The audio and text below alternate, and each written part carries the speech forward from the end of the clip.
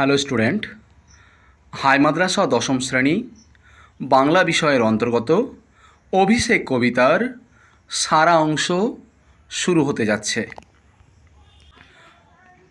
কবিতার সারা অংশ শুরু করার পূর্বেই উৎস সম্পর্কটা বলি।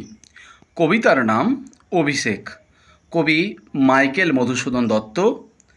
কাব্যগ্রন্থের নাম মেঘনাদ বধ কাব্যগ্রন্থ। তবে এই মেঘনাদ বধ কাব্যগ্রন্থে মোট 9টি স্বর্গ রয়েছে। তো এই 9টি স্বর্গের মধ্যে প্রথম স্বর্গ হচ্ছে অভিষেক কবিতা। কবিতার সারাংশ শুরু করার পূর্বে এই কবিতার মূলত তোমাকে বংশ পরিচয়টা ভালোভাবে জানতে হবে। এই কবিতাটা মূলত দুইটা বংশকে নিয়ে কিন্তু সমস্ত কাহিনী কিন্তু রয়েছে। তবে কবিতার শব্দ প্রচুর জটিল। এই শব্দগুলো জটিলের কারণে অ্যাট ফার্স্ট তোমাকে কিন্তু কবিতার পুরো সারাংশটা জানতে হবে। কবিতাটা মূলত দুটা বংশকে কেন্দ্র করে হয়েছে। একদিকে রয়েছে রাক্ষস বংশ, অপর দিকে রয়েছে শত্রু বংশ।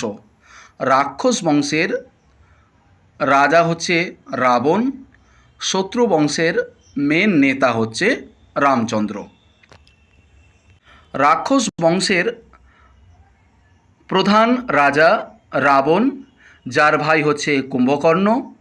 রাবণের স্ত্রীর নাম হচ্ছে লক্ষ্মী দেবী বা দেবী লক্ষ্মী। রাবণ আর লক্ষ্মী দেবীর দুই সন্তান, একটা নাম হচ্ছে ইন্দ্রজিৎ, অপরটার নাম হচ্ছে বীরবাহু। ইন্দ্রজিতের স্ত্রীর নাম হচ্ছে প্রমীলা। অপর সাইডে রয়েছে শত্রুবংশ। শত্রুবংশের মেন নেতা হচ্ছে, প্রধান নেতা হচ্ছে রামচন্দ্র। রামচন্দ্রের স্ত্রী হচ্ছে সীতা। আশা করি বংশ পরিচয়টা তোমরা প্রত্যেকেই ভালোভাবে বুঝতে পেরেছ। আবারও বলি, কবিতার শব্দ প্রচুর জটিল। মাইকেল মধুসূদন দত্তের লেখা যতগুলি কবিতা হোক না কেন, প্রত্যেকটা কবিতার শব্দগুলো কিন্তু প্রচুর জটিল। তো এই কবিতার মূলত সারাংশটা তোমাকে ভালোভাবে জানতেই হবে। সারাংশটা শুরু করি। কবিতা শুরু করার পূর্বে কিছু কাহিনী রয়েছে।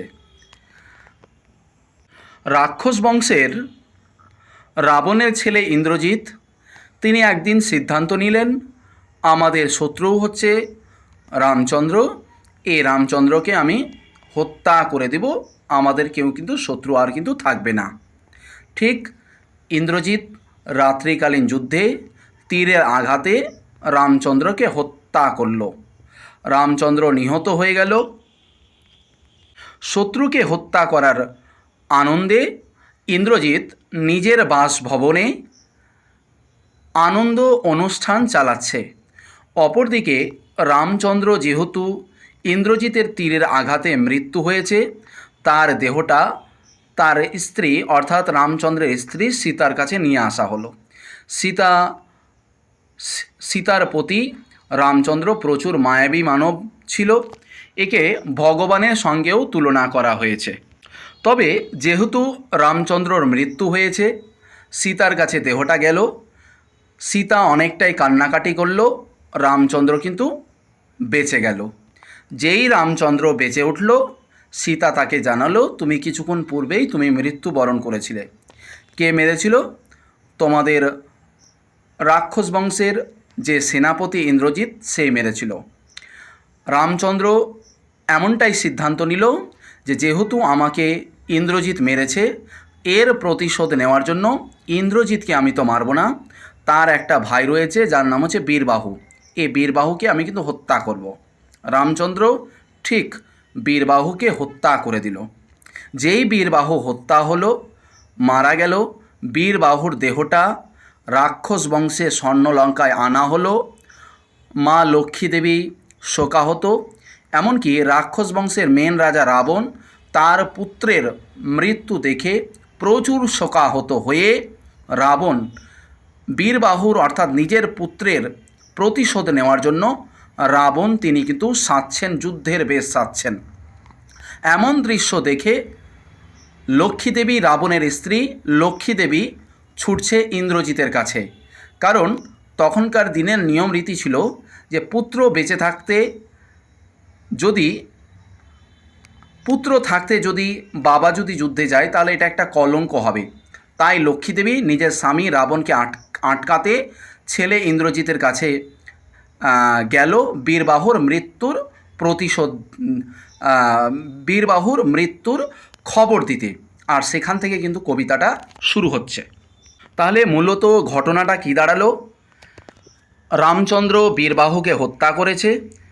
বীরবাহুর শোকে বাবা রাবণ অনেকটাই শোক মানিয়ে পুত্রের প্রতিশোধ নেওয়ার জন্য রামচন্দ্রকে হত্যা করবে এমনটা যুদ্ধাবেশ ধারণ করছে। এই সময় মাতা লক্ষ্মীদেবী, ইন্দ্রজিতের মা লক্ষ্মীদেবী রাবণকে আটকানোর জন্য, স্বামীকে আটকানোর জন্য ইন্দ্রজিতের ভবনে প্রবেশ করলো। যেই ইন্দ্রজিতের ভবনে প্রবেশ করলো, ইন্দ্রজিৎ মাতা লক্ষ্মীদেবীকে দেখে আশ্চর্য হয়ে মাতাকে জিজ্ঞেস করলো যে, মা তুমি আমার দরবারে কেন এসছো? বলো, আমাদের স্বর্ণলঙ্কা, আমাদের রাজপ্রসাদ সব কিছু ঠিকঠাক আছে তো? তখন মাতা লক্ষ্মীদেবী ইন্দ্রজিৎকে বুকে জড়িয়ে ধরে বলল যে, তোমার হতপ্রিয় ভাই বীরবাহুকে রামচন্দ্র হত্যা করেছে। যেই মাতা লক্ষ্মীদেবী এই কথাটা ইন্দ্রজিৎকে বলেছে, ইন্দ্রজিতের কাছে কথাটা বিস্ময়কর, অবাক হয়ে গেছে। এর কারণ ইন্দ্রজিৎ পূর্বের দিনেই কিন্তু এ রামচন্দ্রকে হত্যা করেছে, তাহলে রামচন্দ্র কিভাবে বীরবাহুকে হত্যা করবে? তখন মাতা লক্ষ্মীদেবী জানায়, ওই রামচন্দ্র মায়াবী মানব, সে কারণে রামচন্দ্র পুনর্বার বেঁচে বীরবাহুকে হত্যা করেছে।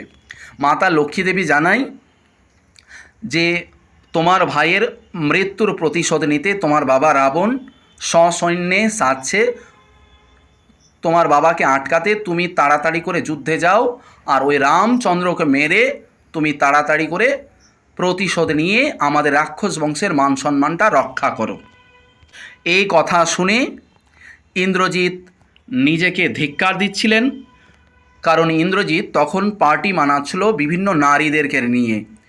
ইন্দ্রজিতের ধারণা যে এদিকে আমার ভাইকে শত্রু দল হত্যা করেছে, আর আমাদের স্বর্ণলঙ্কাকে ঘিরে ফেলেছে, আর এখানে আমি নারীদেরকে নিয়ে ফুর্তি করছি, এটা তো আমার সাজে না। ইন্দ্রজিৎ নিজেকে ধিক্কার দিয়ে তিনি যুদ্ধে যাওয়ার জন্য রথ নিয়ে আসার আহ্বান দিল। যেই রথ আসলো, এমন সময় ইন্দ্রজিৎ ভাইয়ের মৃত্যুর প্রতিশোধ নিতে তিনি যোদ্ধার সাজ ধারণ করেছেন। ইন্দ্রজিতের এই যোদ্ধার সাজকে দুটা পুরাণের কাহিনীর কল্পনা দিয়েছে। ইন্দ্রজিতের এই সাজকে পার্বতীর পুত্র কার্তিকের সঙ্গে তুলনা করা হয়েছে। একবার কার্তিক তারকাসুরকে বধ করেছিল, অর্থাৎ কার্তিক যুদ্ধের জন্য যে সাজ পোশাক পরেছিল, ইন্দ্রজিৎ সেভাবেই কিন্তু সাজ পোশাক পরেছিল। আরও একবার ইন্দ্রজিতের এই যুদ্ধের সাজটাকে অর্জুনের সঙ্গে তুলনা করা হয়েছে। মহাভারতের অন্যতম যোদ্ধা অর্জুন যেভাবে সেজেছিল, ঠিক সেভাবে কিন্তু ইন্দ্রজিৎ সেজেছিল। ঠিক এমন সময় রথ আসলো। ইন্দ্রজিৎ বীরের মতো ভাইয়ের মৃত্যুর প্রতিশোধ নেওয়ার জন্য, রামচন্দ্রকে হত্যা করার জন্য রথে এমন সময় চাপতে যাবে। যেই রথে চাপতে যাবে, এমন সময় ইন্দ্রজিতের স্ত্রী প্রমীলা এসে ইন্দ্রজিতের হাতটা শক্ত করে ধরল।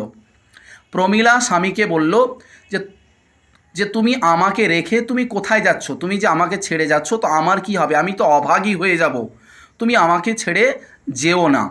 তখন ইন্দ্রজিৎ জানায় যে, আয় পাগলি, আমি তোকে ছেড়ে চলে যাচ্ছি নাকি? আমি তাড়াতাড়ি করে যাব, আর ওই রামচন্দ্রকে মেরে আবার নতুনভাবে আসব। আমাকে কেউ মারতে পারবে না। তোমার সঙ্গে আমার যে দৃঢ় বন্ধন, বিবাহের বন্ধন রয়েছে, এই বন্ধনটা কেউ কিন্তু ভাঙতে পারবে না। ইন্দ্রজিৎ প্রমীলাকে এমন কথাগুলো বলে সে রথে চেপে সে যেতে শুরু করলো। তো রথে চেপে মূলত প্রথমে বাবার কাছে যাবে, প্রথমে স্বর্ণলঙ্কায় যাবে, স্বর্ণলঙ্কাতে গিয়ে বাবার কাছে আদেশ নিয়ে তারপরে ইন্দ্রজিৎ যুদ্ধে যাবে। তো ইন্দ্রজিৎ যেই রথ চালিয়েছে, রথ চালানোর সঙ্গে রথের যে মেঘের গর্জন, তার সঙ্গে ইন্দ্রজিৎ রথে থাকাকালীন তিনি তীর ছাড়ছে, প্রচুর রোষছে, অর্থাৎ রাগান্বিত হয়ে আছেন। তার তীরের শব্দটা স্বর্ণলঙ্কা পর্যন্ত কিন্তু পৌঁছে গেল। এমন সময় এদিকে ইন্দ্রজিৎ রথ নিয়ে স্বর্ণলঙ্কায় প্রবেশ করবে, মিডিল পজিশনে রয়েছে। অপরদিকে ইন্দ্রজিতের বাবা রাবণ তিনি চতুরঙ্গ সেরা নিয়ে সাজছে, অর্থাৎ রামচন্দ্রকে হত্যা করার জন্য। এমন সময় ইন্দ্রজিতের রথ স্বর্ণলঙ্কায় প্রবেশ করলো। যেই স্বর্ণলঙ্কায় প্রবেশ করলো, রাবণের সেনাবাহিনীরা তারা প্রচুর নাচছে। কারণ কি, ইন্দ্রজিৎ চলে এসছে, তাদেরকে আর যুদ্ধে যেতে হবে না, তাদেরকে আর যুদ্ধে যেতে হবে না। এবারে ইন্দ্রজিৎ বাবার কাছে প্রবেশ করলো, বাবার কাছে গেল, বাবার পা প্রণাম করে বাবাকে বলল যে বাবা, আমি কি শুনলাম ওই রামচন্দ্র নাকি আমাদের ভাইকে নাকি মেরেছে। ওই রামচন্দ্র কিভাবে মারলো আমাদের? ওই রামচন্দ্রকে তো আমি এর আগে দুবার তো হত্যা করেছি, তাহলে কিভাবে মারলো? বাবা রাবণ ছেলেকে আটকানোর জন্য বলল, দেখো ছেলে, আমাদের ভাগ্য বিপক্ষে গিয়েছে, ঈশ্বর আমাদের বিরুদ্ধে, আমাদের এগনেস্টে, তাই আমি তোমাকে যুদ্ধে যেতে বারণ করব।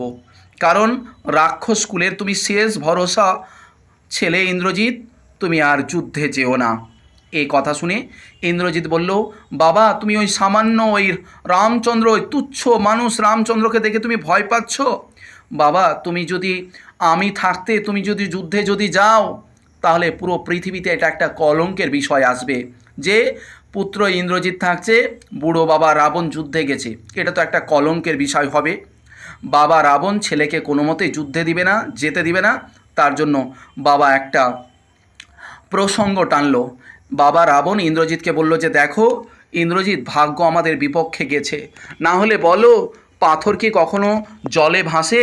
তুমি রামচন্দ্রকে মারলে, ওই রামচন্দ্র আবার বেঁচে আবার আমাদের ছেলেকে হত্যা করলো, নিশ্চয় ভাগ্য ঈশ্বর আমাদের বিপক্ষে গেছে, তার জন্য তো এমনটা হচ্ছে, নচেত তো হতো না। কোনোদিন শুনেছ মানুষ মরার পরে আবার বেঁচেছে? কোনোদিন শুনেছ পাথর কি জলে ভাসে?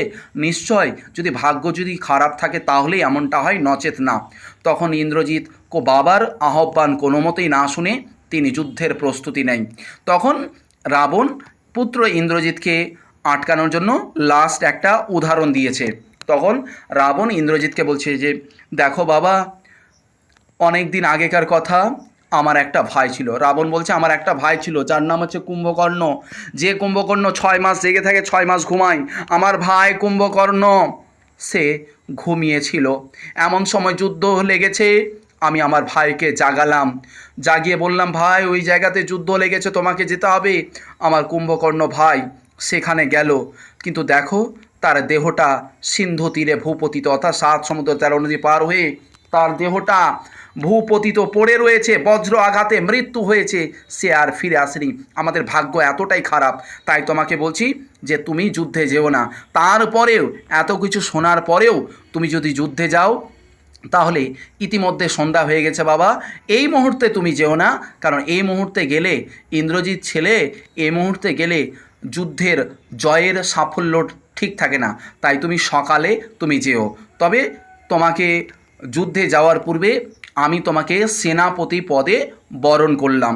অবশেষে রাবণ রাজা গঙ্গার জল ছিটিয়ে পুত্র ইন্দ্রজিতের শরীরে গঙ্গার জল ছিটিয়ে ইন্দ্রজিতের অভিষেক করলেন। এবারে আসি অভিষেক শব্দের অর্থ কী। অভিষেক শব্দের অর্থ হচ্ছে নিজের পদ অন্যজনকে দিয়ে দেওয়া, অর্থাৎ রাবণ রাজা তিনি তার পদটাকে ইন্দ্রজিৎকে দিয়ে দিলেন, যেটাকে বলা হয়েছে অভিষেক। তবে অভিষেক কিভাবে ইন্দ্রজিতের করানো হলো? গঙ্গার জল ছিটিয়ে। বাবা রাবণ পুত্র ইন্দ্রজিৎকে গঙ্গার জল ছিটিয়ে অভিষেক করলেন, অর্থাৎ সেনাপতি হিসাবে তাকে বরণ করলেন। কেমন লাগলো বলো? তো এরকমই হাই মাদ্রাসার আলোচনা পেতে, সমস্ত রকমের তথ্য পেতে আমাদের এই চ্যানেলটাকে অবশ্যই সাবস্ক্রাইব করে রাখো। আর কবিতাটার সারাংশটা একটু যদি ভালো লেগে থাকে অবশ্যই কমেন্ট করে দিও। এই কবিতার শুরু থাকলেও শেষ কিন্তু নেই। কবিতাটা এখানে এভাবেই সমাপ্ত হলো। যদি ভালো লেগে থাকে অবশ্যই লাইক করে দিও।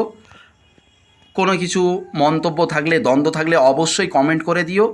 আর হাই মাদ্রাসায় 10ম শ্রেণীতে পড়লে অবশ্যই আমাদের এই চ্যানেলটাকে সাবস্ক্রাইব করে দিও। পশ্চিমবাংলার মধ্যে নাম্বার 1 ইউটিউব চ্যানেল আমাদের এই চ্যানেলটা হাই মাদ্রাসার জন্য। অবশ্যই সাবস্ক্রাইব করে দিও, লাইক দিয়ে উৎসাহিত করো। কোনো দ্বন্দ্ব থাকলে অবশ্যই কমেন্ট করো।